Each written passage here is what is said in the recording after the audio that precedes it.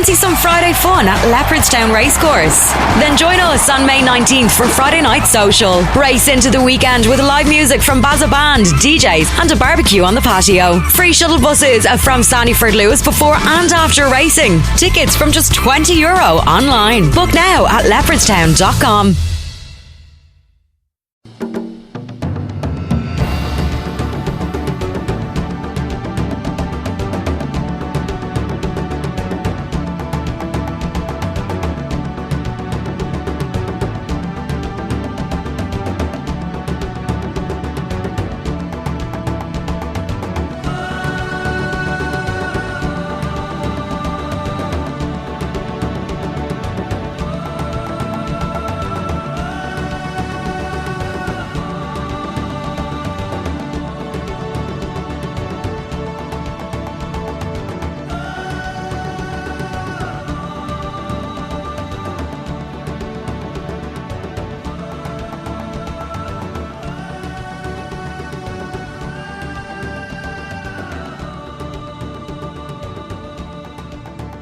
Welcome to Get Over It, the consciousness transforming podcast for exceptional 21st century living. Folks, Sally Crow is back with us, and she's going to talk about her latest book, Spirit Speaker, A Medium's Guide to Death and Dying. This book is a short book, but packed full of information. And if you have experienced death recently, it's going to help you heal. If it's been a long time ago, it's going to help you connect with your ancestors, should you choose to. And, one day we're all going to cross that rainbow bridge. So, it's information that you need to know. And I truly mean need to know. It's going to be a great show. Now, the information shared on Get Over It uses intuitive and pragmatic insight to help you shift your consciousness to break through the blocks and release energy that is no longer needed. Yes, we're going to help you let go of the BS that is holding you back. But I always ask, are you truly ready to? And by the way, folks, BS is belief system. A bit about me for my new listeners: intuitive since birth. I'm a third generation intuitive with over 3 decades of experience supporting people to break through the blocks along their path. I'm a strategist for personal and professional transformation, revealing cutting edge information that enables you to prosper and thrive. I spent 25 successful years in corporate America as an executive sales professional. I am the founder of Healing Visions Ministries and the Northern California Children's Education Network, a 501c3 nonprofit. I provide consultations and healings in all areas of life that heal the mind, body, spirit connection, allowing you to live your very best life. My clients tell me that I keep it real while providing them with accurate information to assist them along their journey as a spirit living a human existence. But they also say, if you really don't want to know, don't ask Monique.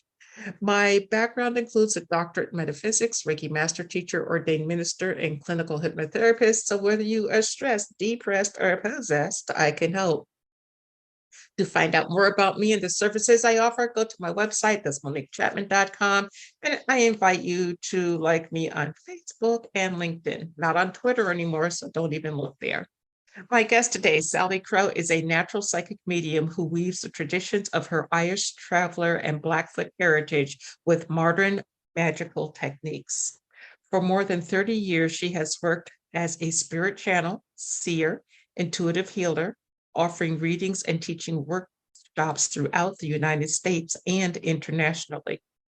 The author of Spirit Speaker and The Path of Elemental Witchcraft. She lives in Northeast Kingdom of Vermont, and you can check her out at her website, and that's sallycrow.com, SALICROW.com. Welcome back, Sally. Thanks for having me back, Monique. I appreciate it.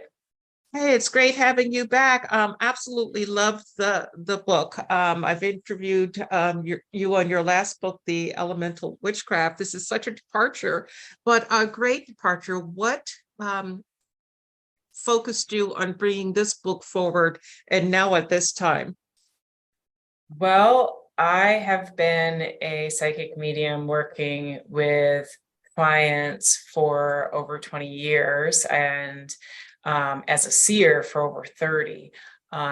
And so this book is based on the questions that I have been asked the most by my clients throughout the years. And I work with what I say is a pretty normal clientele, doctors and police officers and waitresses and grandmoms and,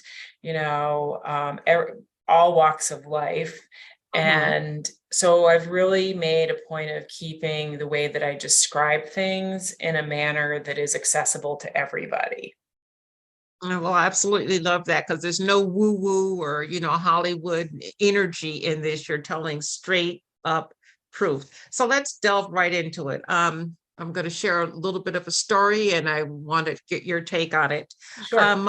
My youngest son's partner committed suicide 2 weeks ago. We haven't, the service hasn't happened yet and all of that. And a lot of people think that suicide is really bad, but we also have assisted suicide. So what's the difference energetically and for the dimensional planes if we try to just take our life because we don't want to be here anymore, or we're taking our life because we know that the end is coming and we're just facilitating a quicker exit? Sure. First of all, I like to say death by suicide instead of committed suicide, because committed makes it sound like it's a crime. Okay. In the case of people who have, died by suicide while suffering from depression and anxiety and mental illness, that is, first of all, I want to say that nobody is punished. That is something that I think has been a very big harm that's been done to society, and the belief that these people are punished. And I consider people in that case to be partially responsible for their own passing. And I actually include suicide, a overdose, somebody dying from cirrhosis of the liver from 30 years of alcoholism, all in that category. They still are going to have to go into a place that I call timeout when they pass, which means that they, kind of like when a kid has been naughty and you have them sit in the timeout chair so they can reflect on their actions and see how their actions affected other people. The same thing happens in death, particularly if we're partially responsible for our own passing.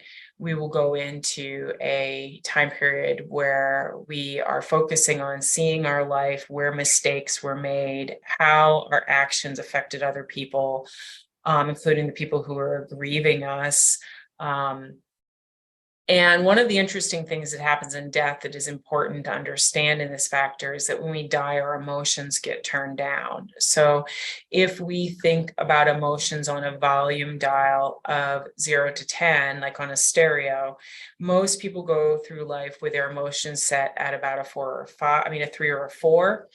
And people who are struggling with depression, anxiety, mental illness are likely experiencing their emotions set at about an 8 or a 9, which means that they are literally, drowning in their emotions. And those decisions that they make are ones that are done through distress and pain. They're not something that is an act of vengeance. So even when somebody has passed at their own hand, they are not going to be punished. They're going to be put into a place of reflection. They're going to have spirits around them that are there to help them with that, loving spirits of their own. Okay. The other form of suicide that you were talking about, in the state of Vermont, we have the Death with Dignity Act, and that is it's legal for people who are facing terminal illness to get permission and medication in order to end their life earlier to avoid pain. This is not an easy thing to do. You have to go through a very limited professional service psychiatrist who can say that you are in your right mind when you're making the decision.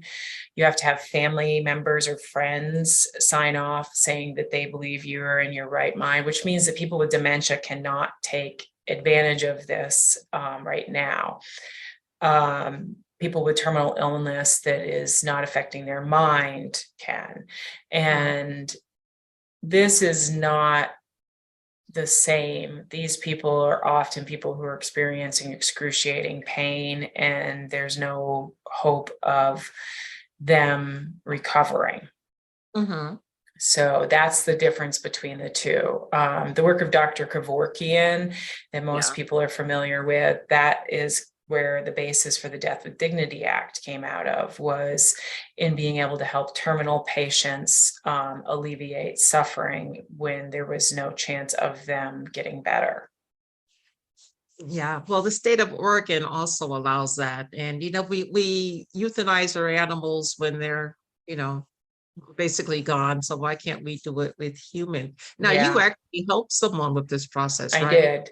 Yes, my friend Breja, I actually took part in the entire process because I was one of the people who signed saying that she was in her right mind making the decision. And when she tried to pass on her own through energy work and prayer, she gathered a group of her closest spiritual community and her brother and his wife. And we spent a weekend together, and at the end of the weekend, knowing that if she hadn't passed on her own, that she was going to take the medication, which she did with our help. And to be quite honest, it was one of the most beautiful deaths that I've ever been at, and I have been present in death multiple times. Well, it's kudos to you for stepping up and helping your friend that way. And I know that she is watching over you now as you continue along the path. You also talk in your book about the beloved dead. What does it mean? Well, the beloved dead are our family, friends, loved ones, and ancestors. And we all give off luminosity or light into the spirit world, but most of us give off about as much light as a tea light candle. And this light allows our beloved dead, the spirits that are closest to us, to find us. A person who is a medium is going to give off much more light, and a trained medium is going to give off, like the light of a lighthouse, making it easier for all spirits to find them, and making it easier for communication.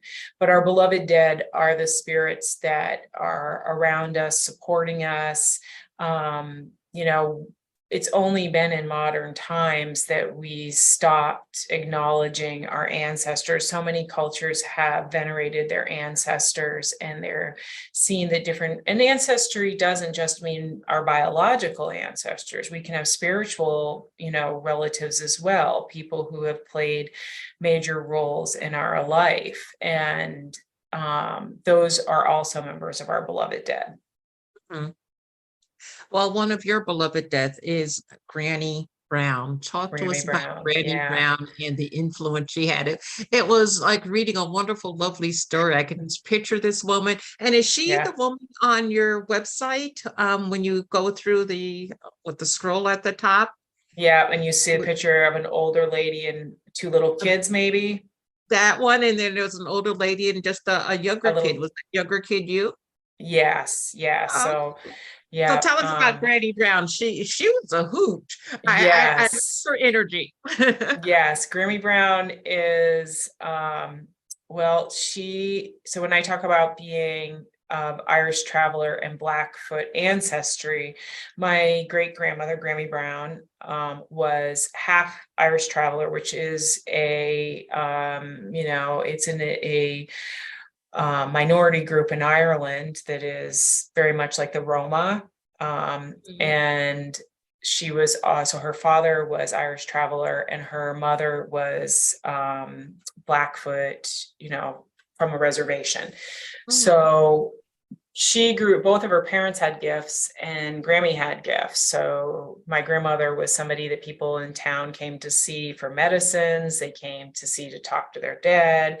They came to see for advice. And at the time she had to do it under the guise of that they came to buy worms or that they came to buy, they liked her food.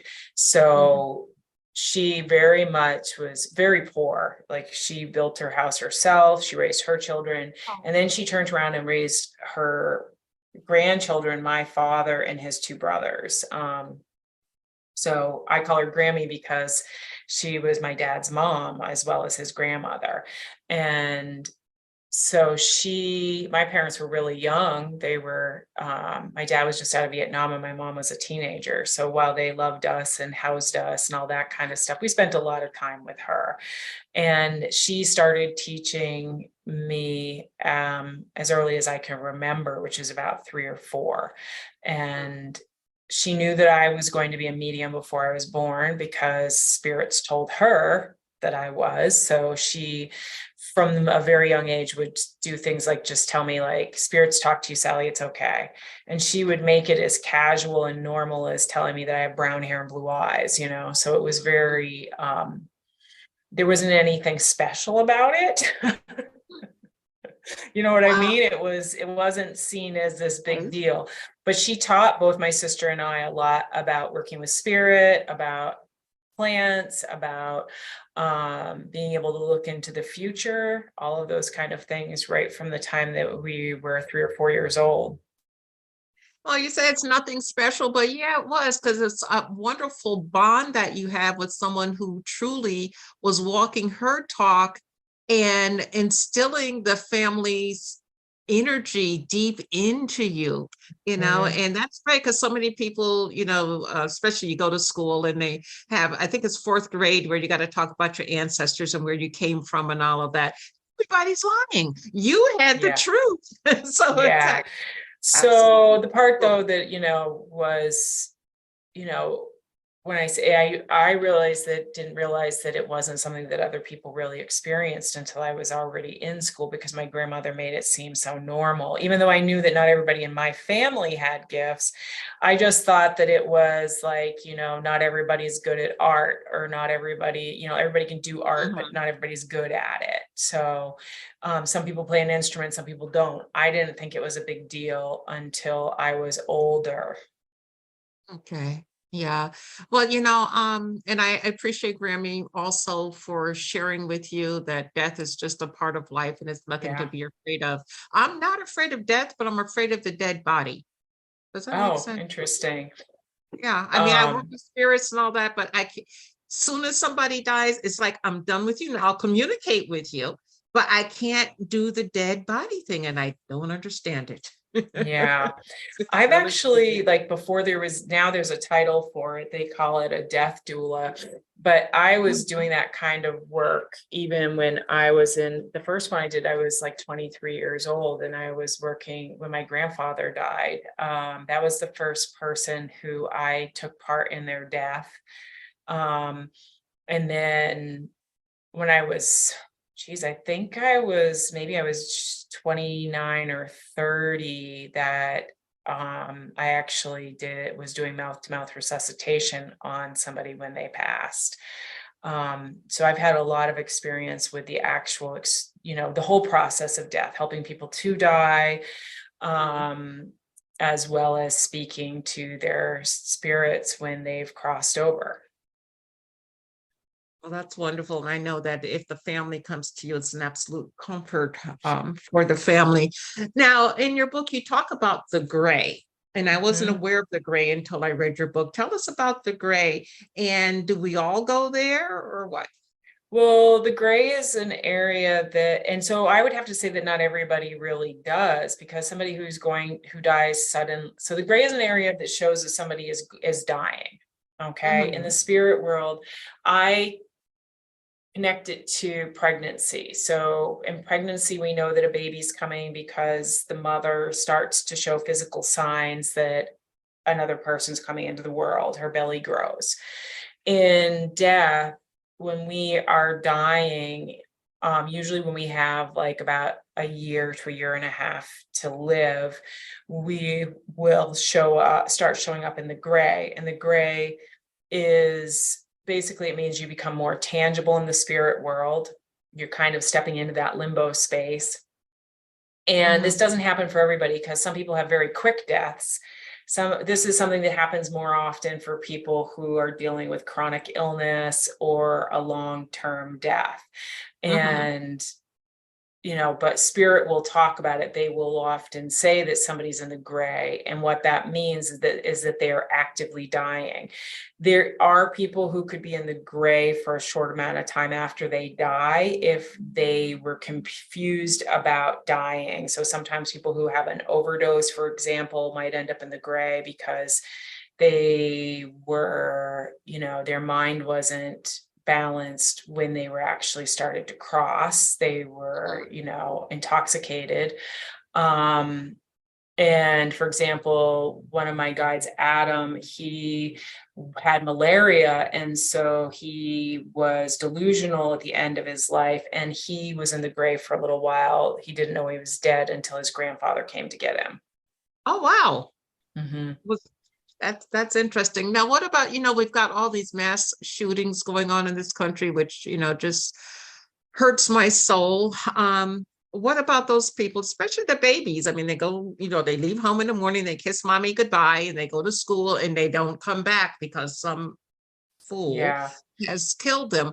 Do they go to the gray, or is there a special place like for? They usually are greeted by loved ones, and they don't necessarily, it depends on, that's more of an individual thing. I've actually worked with a woman who was murdered, and she was communicating clearly within days of being missing because she was had a child, and she was really concerned about what was going to happen with her kid and all these kind of things. And it's like, and she was incredibly well adjusted for somebody who had just been through something that traumatic. On the other hand, I have worked with spirits who have not been able to cope with their cause of death, and 15, 20 years have gone by and they haven't still fully integrated into the spirit world because their cause of death was so painful. So in the case of children, though, one of the things that happens when we die is that we become all that we were. So that means that we're not just, if we die from sudden infant death syndrome, for example, and we're only 2 years old, it does not mean that we stay 2 years old for our entire existence.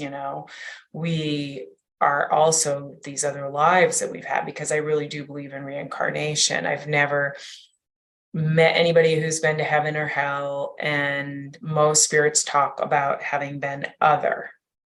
Okay, great. Now, talk to us about betwixt and between. You actually have a blog post on your website about that. So talk to us about that.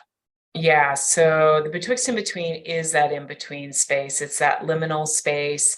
The gray is the gray can bring you into the betwixt and the between, but people enter the betwixt and between. You communicate with spirits, you enter the betwixt and between. It's that space in between the physical world and the world of spirit. And mediums enter the betwixt and between regularly because we are able to be in that spirit world, but we know we're not fully in that spirit world, right? So people also who do like shamanic journey work, they are entering that space, so sometimes the astral realm can be considered part of the betwixt and between. It is a place in which our consciousness is in astral form. And sometimes there's moments that are more like that too. So I talk about that a lot, like dawn and dusk, when it's not quite night or it's not quite day. Those are really magical times. There are times when more people have experiences with spirit because our outline of the physical world isn't as sharply defined. And the same thing happens when we talk about holidays. Like we were just crossed Beltane, and Beltane and Samhain, for example, are considered to be two of the times of the year. And Samhain, Halloween, for people with a more familiar wording, are times when that veil between the worlds is the thinnest. The time itself is seen as being betwixt and between, where we are going to have more unexplained experiences with spirit during these times. Mm. Okay. In your book, you share many ways to honor and anoint the dead. Could you share with us one way, at least, of honoring the dead? And what do you Sure. mean by anointing?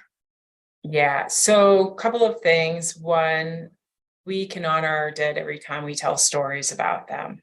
They love to be remembered. That's probably the thing that they love the most. That's why things like altars and shrines become a way for us to have that regular honoring of our beloved dead.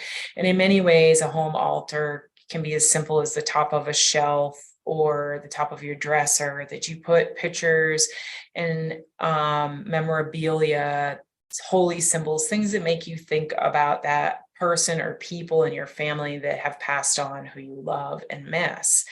And they work in a very similar fashion to a gravestone. When we go to the graveyard, we go in with a different mindset. We are going in to have a sacred experience. We're going in to connect. And we're not going to be as worried about our everyday worries. We're going to leave those behind. The same thing can happen with a home altar. It's a space where you can take a couple minutes every day to speak to your beloved dead. Sometimes people like to light a candle on it so that there's something active that you're doing, sitting with a light for a couple of minutes, talking to them. They love to be remembered through food and drink, smoke. So when we, eat their favorite food and talk about them, they love that. Uh-huh. So those are simple ways in our everyday life. When I'm talking about anointing and honoring the dead at the time of passing, what I'm talking about doing is taking back the sacredness of death. So for most people, death has been moved to something that happens behind hospital doors, Yeah. and it's very sterile, and often the loved ones of the person do very little. They might come for that person when they're dying, but they do very little. Uh-huh. We have the right to take care of the bodies of our dead unless they died from some kind of contagious disease that makes it, a hospital security issue. And this is something people should know, because if you're ever told no, this is a religious and spiritual right of ours. And that's all you have to say, is that this is part of my spiritual practice, is taking care of my dead. But I really think that it helps people if we wash the body of our dead. Sometimes this is not going to be something we can handle doing, and that's okay. But to give them that last bath, to brush their hair and style their, put them together, put on their Uh-huh. favorite colognes for them. So the anointing comes with, rubbing oils on the body of the dead. This goes back to, the way that things have been done throughout history. It's only been since the Civil War that we even started embalming people. Okay. Uh-huh.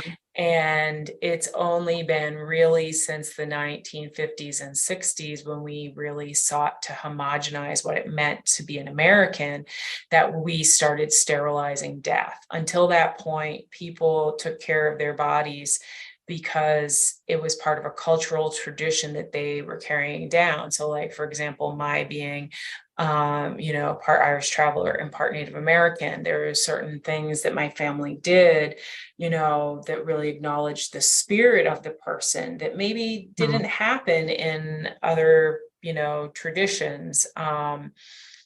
So the honoring and anointing is kind of bringing that back and saying that I want to give the last care to this person who I loved.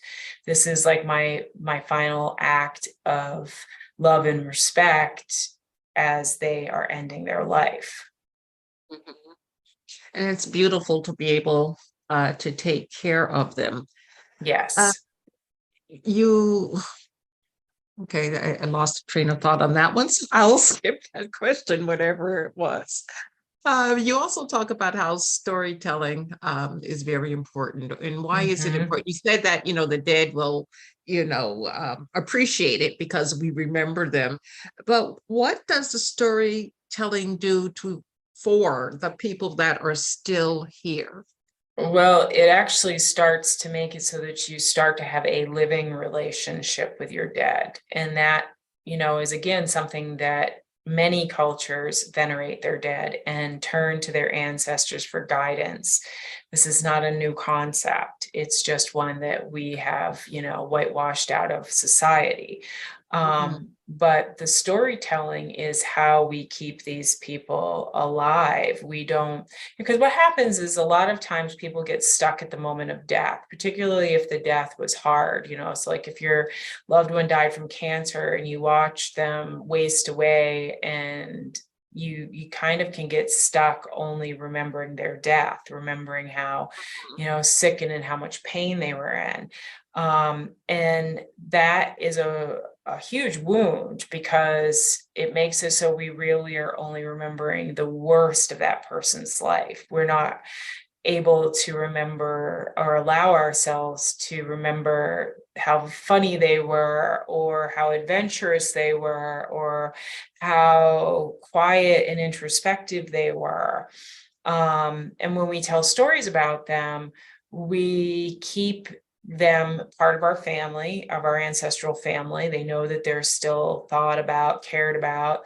And we also heal the living, because we start to remember the beautiful, funny, even the stupid things they did. Let's face it, we all Yeah. have relatives who you're like, oh my God, I cannot believe they actually did that. Mhm. Um, and then that happens a lot in seances with me too. So like when people come for spirit communication, I tell them, yeah, you're probably going to laugh, but you're also probably, you're probably going to cry, but you're probably also going to laugh, because especially if your relative was funny, somehow that's going to come out, and Mhm. the storytelling helps us even when we're not people who hear or see the spirit world as easily. It allows us to um, stay connected. Mm. Okay. And, two more questions. I know we're a little bit over the time I promised you, but two more questions. One is, what about people dying alone? My mom was in a nursing home.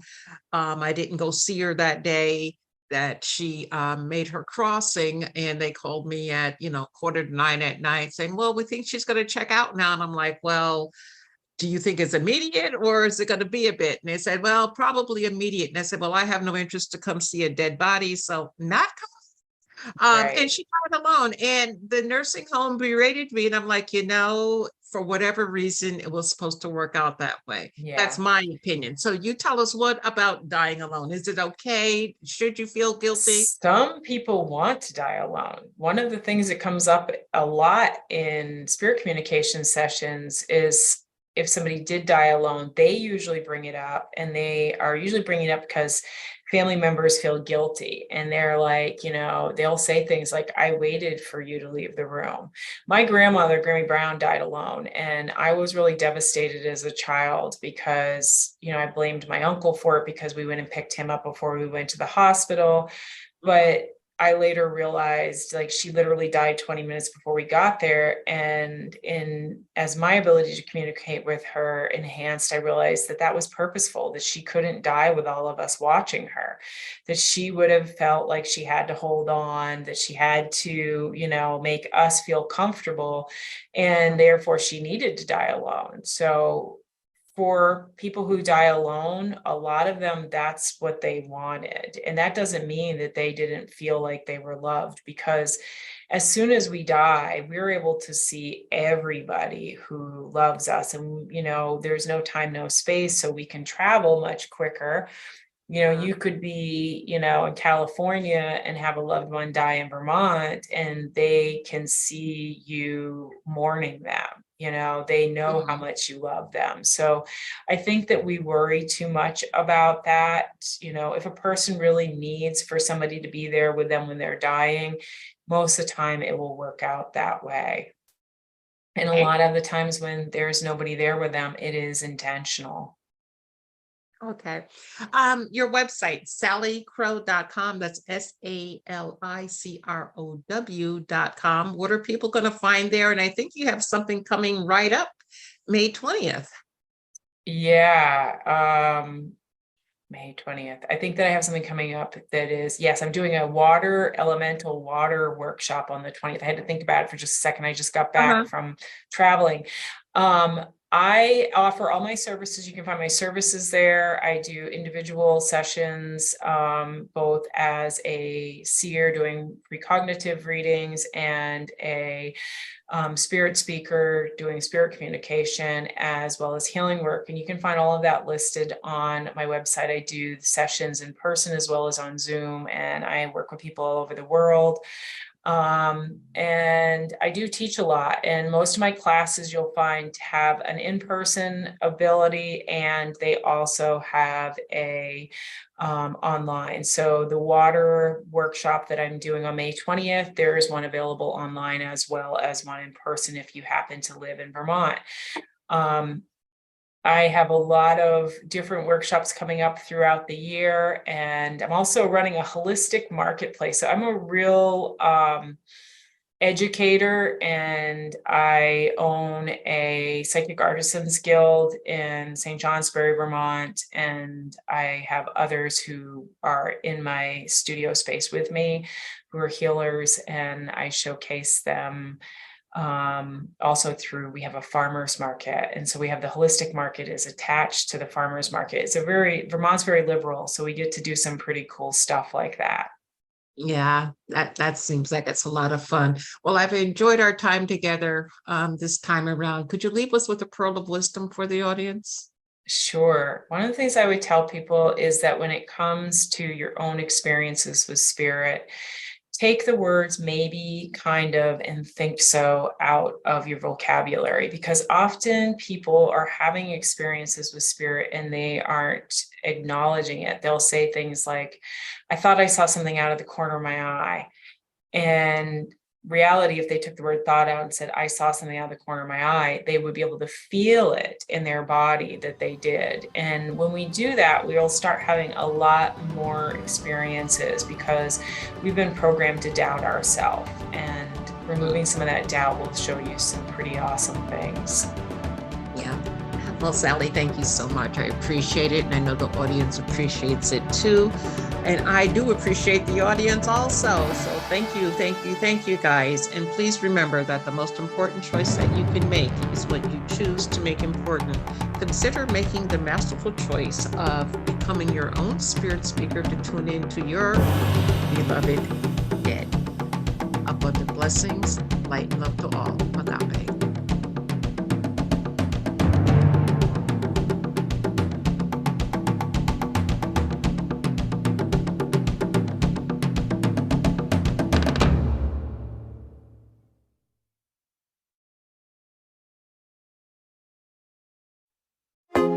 Currys have what's hot in tech this summer. Plus, we won't be beaten on price. Get the LG 55-inch smart 4K OLED TV for $1,399. The Samsung Series 5 9kg Eco Bubble washing machine is only $539. And for a limited time only, get free delivery on large screen TVs and large kitchen appliances €500 or over. Shop the hottest tech in-store or online now at currys.ie. T's and C's apply. See website for details. If you've been the victim of a crime, it can sometimes feel like you've been left in the dark with nowhere to turn for answers or support. But help is always available, no matter who you are or what your background. Victimscharter.ie provides information on translation services, explains your rights, and offers the support you need when you need it most. You have rights, you have support, you have a voice. Find yours in the Victims Charter, brought to you by the Government of Ireland.